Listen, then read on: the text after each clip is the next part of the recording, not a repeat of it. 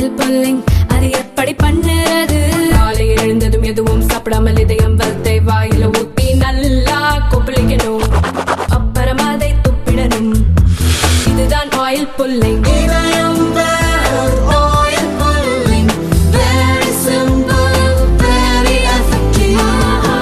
நீலகிரி மாவட்டத்தில் 85 அரசு பள்ளிகளை மூடும் நடவடிக்கைக்கு தமிழக அரசு முன்வந்துள்ளதாக தகவல் வந்துள்ளது.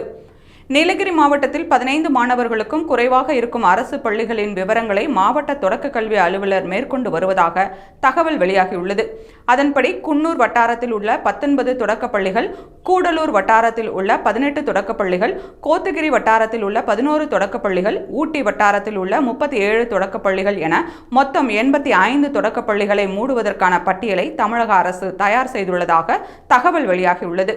மேலும் அந்த 85 பள்ளிகளில் படிக்கும் மாணவர்களுக்கு டிசி வழங்கப்பட்டு அருகில் உள்ள பள்ளிகளில் சேர்க்க கல்வித்துறை ஆய்வுக் கூட்டத்தில் முடிவு செய்துள்ளதாக தகவல்கள் வருகின்றன.